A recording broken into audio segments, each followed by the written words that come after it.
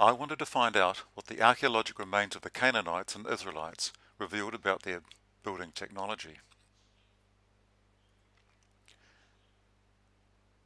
King Solomon's kingdom was Israel at its largest extent.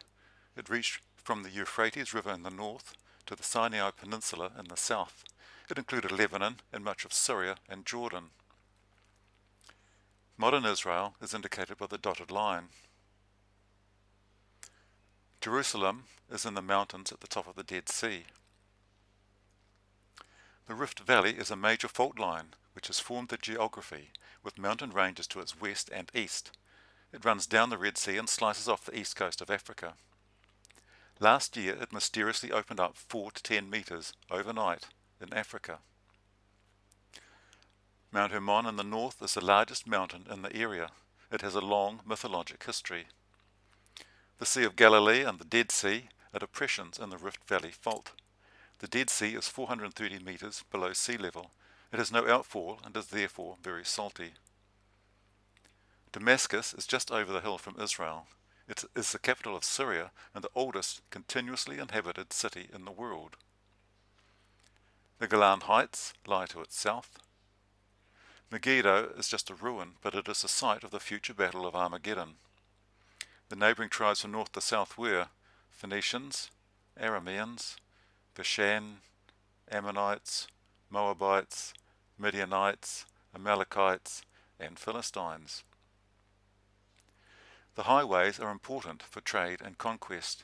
They run between the major powers of Egypt in the south and Assyria, Babylon and Persia to the north. To the east is largely uninhabited desert.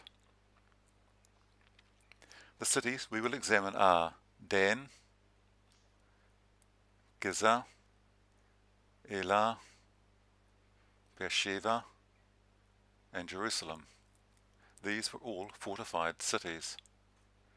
We will also look at Petra, although it is neither Canaanite nor in Israel, and we will look at some other interesting sites.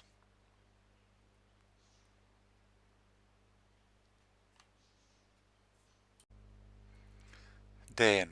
The ancient Canaanite city of Laish was conquered by the Jewish tribe of Dan and renamed.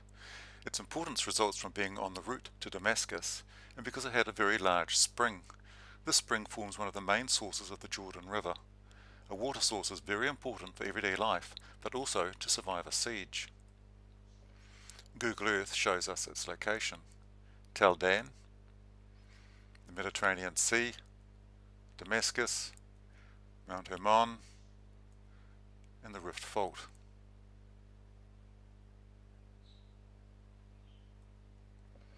This is a model of the Canaanite city. It covered 20 hectares and housed about 2,000 people.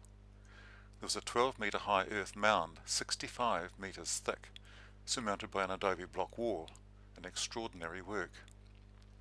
The gateway is to the bottom left. The Canaanite gate has one of the earliest known arches. It is 7 metres high and has been filled in to prevent collapse. Another model seen from inside, it shows the gateway and a section through the wall. The city was conquered in about 1000 BC by the Jews. The Israeli gate. This had 3 consecutive gates. This is the inner gate viewed from inside the city. It has 4 chambers. This is the normal configuration. The chambers were used for various civic functions, such as deciding disputes, transacting business, changing money for traders, and military defence and surveillance. The stonework is ashlar with rubble infill set in clay mortar. The middle gate from the city side. This is made from unhewn basalt boulders in clay mortar. Note the massive wall thickness. The Upper Galilee has several volcanoes and much basalt rock, which is strong but hard to work, and hence the use of unworked boulders. This reconstruction of the outer and middle gates, looking from outside the city, gives some idea of what it might have looked like. Giza is a large ancient Canaanite city built on the coastal highway on a sandstone hill. Google Earth shows us where it is. Tel Giza, the Mediterranean Sea, present-day Tel Aviv, and Jerusalem, Gezer guarded the road into Jerusalem from the Philistines. Here is a view of the tell from the south. A wall encircled the hill. The original Canaanite gate was here, and the later Israelite gate here. The Canaanite city was built about 2000 BC, although it had been inhabited much earlier. It was eventually conquered by the Egyptians and later given to King Solomon as dowry for his daughter. A city of this size would have housed several thousand people. This is the Canaanite gate and its adjacent tower. They were built in about 2000 to 1500 BC. The wall was built of rough-hewn sandstone with rubble infill. It was 4 meters thick and surmounted by an adobe wall. This block is approximately 1 ton.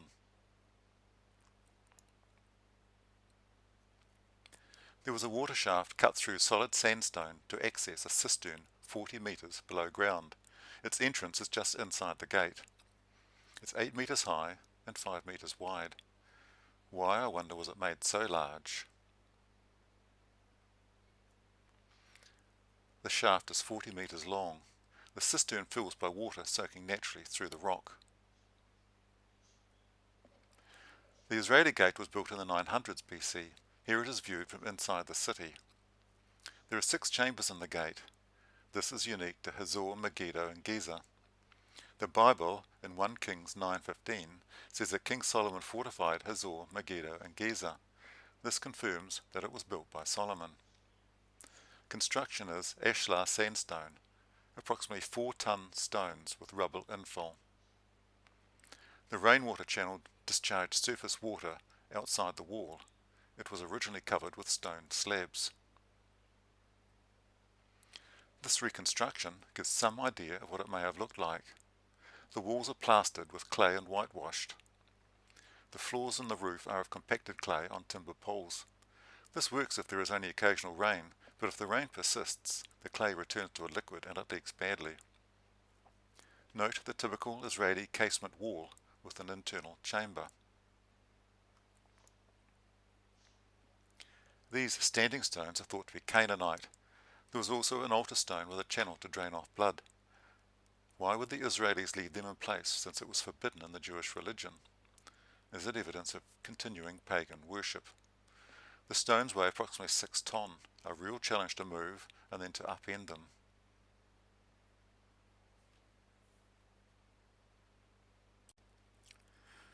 The Elah Fortress. This is an Israeli fortress built to protect Jerusalem from the southwest approach. Biblical Sha'arayim was a city whose name means 2 gates. Its location was unknown until this tell was excavated and 2 separate gates were uncovered, providing a good identification.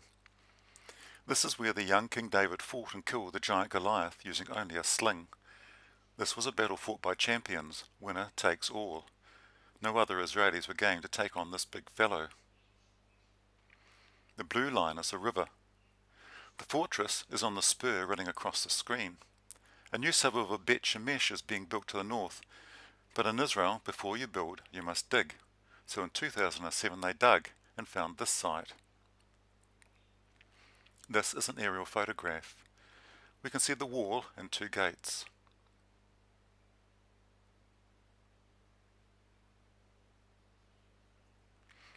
The archaeologists plan with the 2 gates and the casement wall.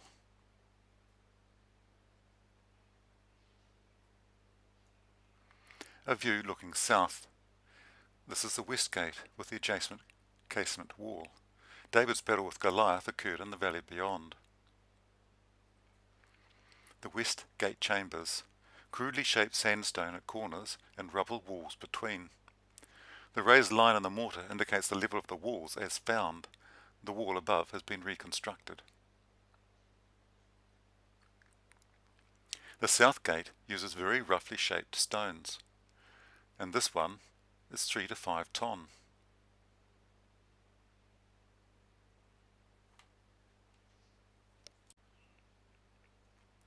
Beersheba.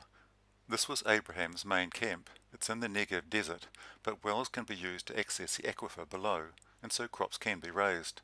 It is also the southern defence against Egypt, and hence the fortifications. It is 150 metres across compared with 800 metres at Gezer. At 1.1 hectares it's much smaller than Gezer, only 300 people compared with several thousand. It's constructed of mud brick or adobe construction, since building stone is scarce. It's built on a small sandstone hill. Green is the gate structure, and blue is the water supply. A view from the central high place looking toward the gate.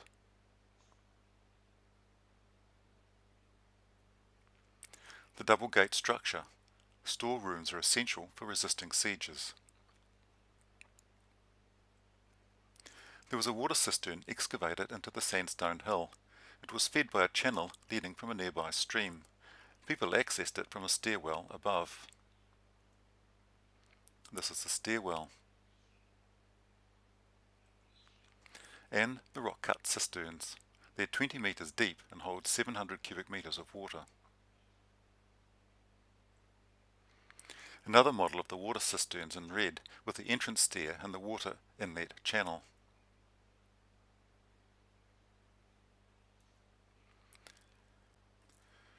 Jerusalem, the city of King David. The Jebusites began it in 4500 BC. It has suffered from continual conquests right up to the present day. The blue shows Jewish control, but Jews have lived there almost all the time since King David.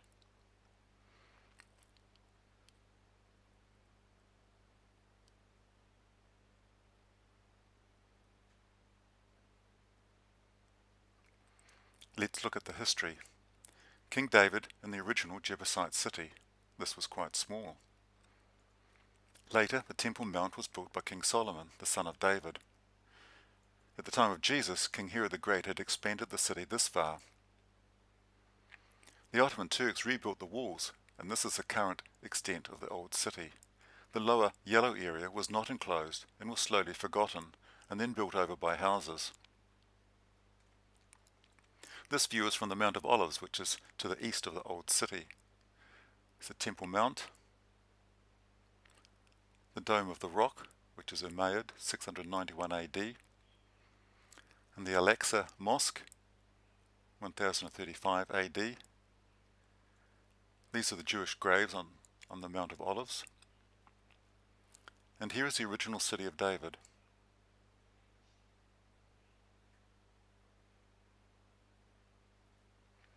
Looking westward at the south end of the Temple Mount. The Temple Mount, the Ottoman walls, the city of David,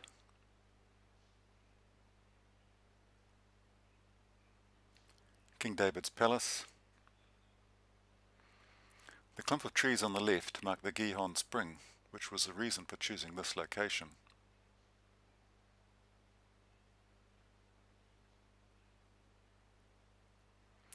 Part of King David's palace, surprisingly small in scale. It was uncovered in 2005 by the Israeli archaeologist Eilat Matzar. It is built of roughly split stone of approximately 60 kilogram max, the sort of weight 2 men could lift. The walls would then be plastered or tiled. When an official document was written on papyrus, it would be rolled and folded into thirds and tied with a string. A lump of clay, called a bulla, would be pressed into the string and impressed by a seal from the signet ring of the writer or official. The seal's impression would guarantee the validity of the document. Conflicts involving destructive fires hardened the bullae so that they were impervious to normal decay. Inside the palace of David, Eilat Matzar discovered a bulla with the words Jehukal ben Shelemiah. Jokul, the son of Shelemiah, is mentioned twice in the Bible as an official to King Zedekiah, from Jeremiah 37:3 and 38:1, which gives provenance to the excavation and validity to the biblical account. Here is the Temple Mount retaining walls viewed from the southwest, built by Solomon and expanded by Herod the Great, and as it remains today. There were many entrances, most are at low level with internal steps leading upward. Robinson's Arch originally supported external steps to the mount. This is the southwest corner of the Temple Mount. You can see successive layers of stonework. Herod the Great from 19 BC up to 10 Ton, Early Islamic from 600 AD up to 1 ton. Late Islamic from 1000 AD up to 1/10 of a ton. And this is Robinson's Arch.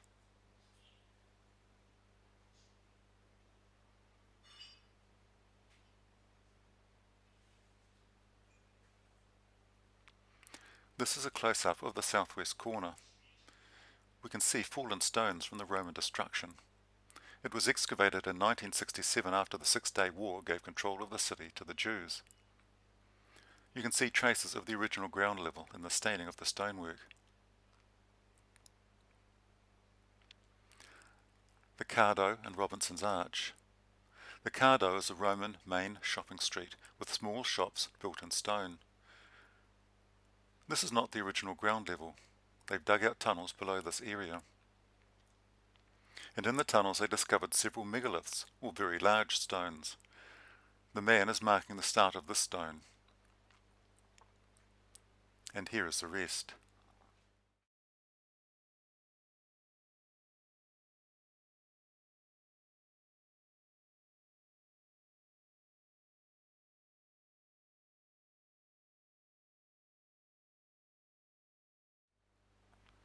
This megalith is 14 by 3.5 by 5 meters and weighs about 500 ton.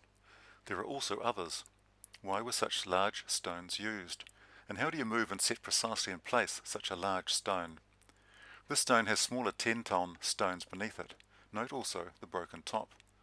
The Romans were known to move such large stones on occasion, such as a 326-ton obelisk standing before St. Peter's Basilica in Rome. It was transported from Egypt in 37 BC by the Emperor Caligula, and it was later moved to St. Peter's in 1586 by Fontana. This is a reconstruction of a small Roman treadwheel crane.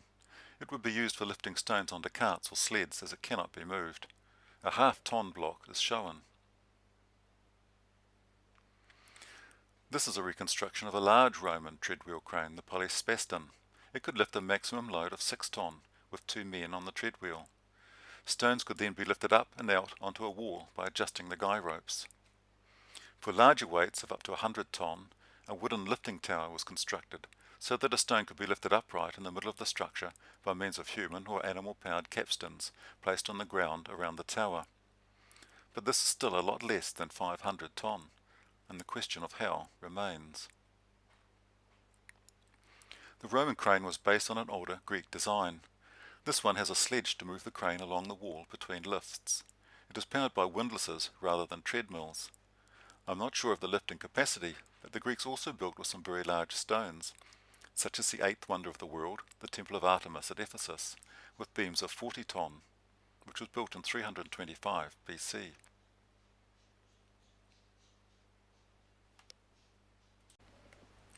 Capernaum is on the northern shore of Lake Galilee. This is a later Byzantine period synagogue. It is built with limestone imported from far away. This entrance is carved from a single piece of stone. The Byzantines were the Eastern Roman Empire, so they used the same technology. Caesarea Maritima was a completely new city built by Herod the Great in 22 to 10 BC. It had a man-made harbour and a temple. Also a hippodrome, theatre, aqueduct, and a palace for the Roman procurator. The harbour was built from Roman concrete. It was the largest man-made harbour in the Mediterranean. The divers had taken cores from one of the massive concrete blocks. 3 construction methods were employed for the harbour. The first method employed a box formed of vertical planks pounded into the ocean floor and then supported by exterior and/or interior horizontal crossbeams. The second method was a large double-walled hollow box, 11 by 15 by 4 meters, that was constructed on shore and towed into position. Once in place, the space between the 2 walls was filled with mortar until the formwork sank to the bottom, and then it was filled with concrete. A third method employed barges which were towed into position. When in the desired location, they were topped off with concrete until they sank to the bottom. Now let's move on from cities to some other curious artifacts. Gilgal-Rephaim. Gilgal means wheel, and the Rephaim were giants, so this is the Wheel of the Giants. It is located in the Golan Heights, or ancient Bashan. Og, king of Bashan, was called the last of the giants. It is made from rings of heaped-up basalt fieldstone. It is not very obvious what it is at ground level, but it is very obvious from the air, which is how it was discovered during an aerial survey of the newly conquered Golan Heights. It has a central tumulus surrounded by 5 rings, the largest having a 150-metre diameter. The mass of stone has been estimated at 40,000 tonne. This stone ring is unique in the Middle East. Stone rings, such as the English Stonehenge, are a West European artefact.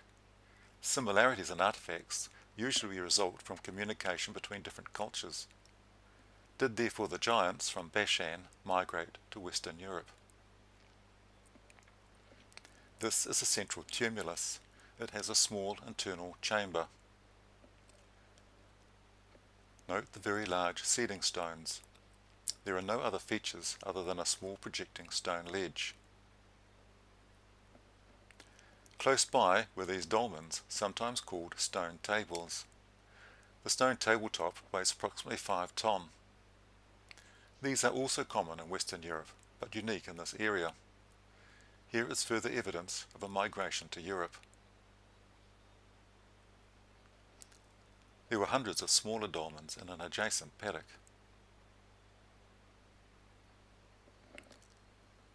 The spring at Banias. The city of Banias was known as Caesarea Philippi at the time of Jesus.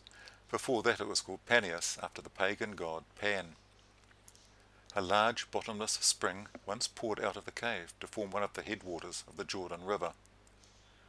This is the base of Mount Hermon, the pagan holy mountain. It was thought to be the gateway to hell, Hades, or the underworld of the dead. And because of this, temples were built here. These are Roman remains, which were built over much older temples. This is a Druze holy site on the hillside. This is a secret religion said to have started with Jethro, the father-in-law to Moses, who led the Jews out of slavery in Egypt. Nimrod's castle overlooks Banias. It is Islamic, built in 1229 to 1275 AD to protect Damascus from the Crusaders. It has had several extensions and rebuilds. In 1517 the Ottoman Turks conquered it and used it as a prison until it was abandoned later in the century. It was ruined by an earthquake in the 18th century. The Druze gave it its current name when they moved into the area in 1860. Nimrod was an ancient ruler from Mesopotamia who became a mighty hunter before, or in opposition to, God. Some think him to be the Gilgamesh who travelled to the cedar forests of Lebanon and was made into a god on Mount Hermon, and hence the fortress's name. This is an internal view of an hexagonal tower. It is a panoramic view and so a little distorted, but a beautiful piece of stone masonry. This is a partly failed vault where an earthquake has allowed a row of voussoirs to drop 100 mils or so, and a loophole which facilitates firing arrows in defence while protecting the archer. On top of a mountain there are no springs for drinking water, so you need a large cistern to collect surface rainwater. There is now weed growing in it, and also frogs, due to exposure to the sun. This is Ottoman stonework. The stones are approximately 1 tonne. But the lowest stones are approximately 5 tonne, the same size as the Egyptian pyramids. They have a raised panel similar to the Temple Mount stones. How did they move these around such a steep hillside? Maybe they were remnants of an earlier structure.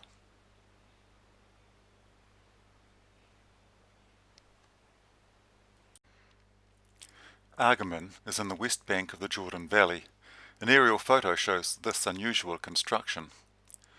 There are 5 footsteps like this. They're marked out by 2 rows of stones, a processional way. They were discovered by Adam Zartal in 1989 after an aerial survey. They're thought to have been built by the Jews at the time they entered the land after the exodus from Egypt, in about 1220 BC. God had promised them through Moses that everywhere they put their feet would become theirs. Was this a record of their claim? There is no mention of them in the historic records.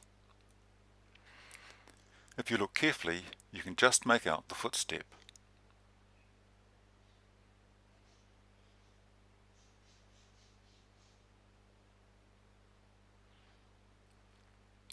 That is the Jordan Valley in the background, and beyond, the hills of the Kingdom of Jordan. These date palm plantations abound for the length of the Jordan Valley. The processional way. Possibly it was used to reenact the conquest or some other ritual. Masada, a fortress built by Herod the Great in 37 to 31 BC on a mountain overlooking the Dead Sea. This was the final stronghold held by the Zealots after the defeat of Jerusalem. There are vast cisterns cut into the hill which enabled them to hold out for 2 years. There's a cable car now to avoid the walk up the snake path. This is another model showing the Roman earth ramp built over 3 months to defeat the stronghold. When they broke through one morning, they were met with silence. All 900 had committed suicide, except for 5 women and children who had hidden in a cistern. Herod loved his luxuries. This is a Roman-style bath built by Herod in his palace. The baths had subfloor heating. The fumes from the fireplace on the left passed under the suspended floor to heat it like a Turkish hamam. Maktes Ramon is a meteorite impact crater, one of 3 in the Negev. A view inside the crater. It's 40 by 10 kilometers wide and 500 meters deep. There are vitrified black rock hills with a 2 centimeter thick black glass skin formed by the heat of impact. From the kibbutz of Mitzpeh Ramon we can look back down into the crater.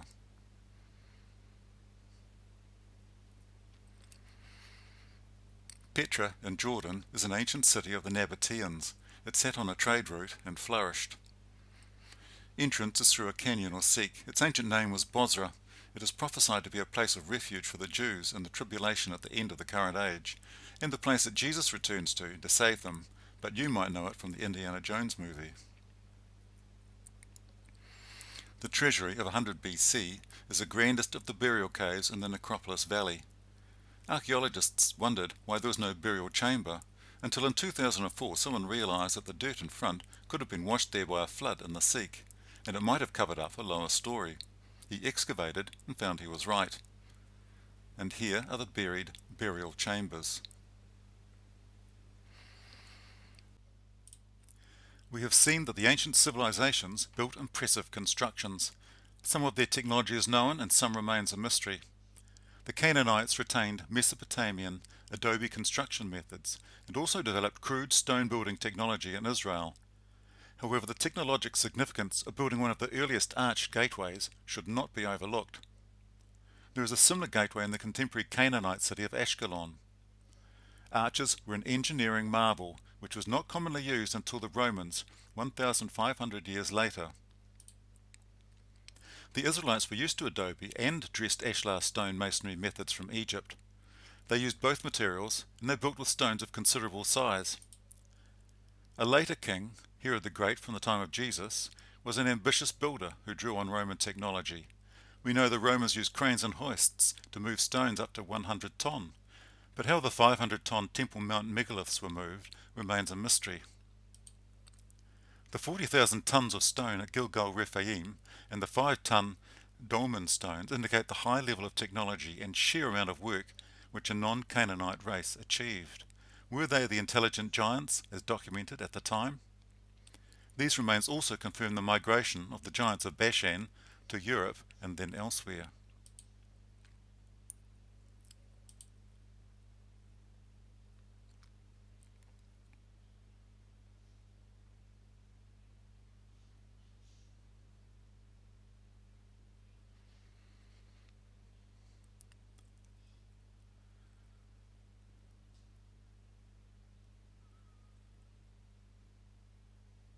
Special thanks to Kuti of Lipkin Tours and L.A. Mazzuli.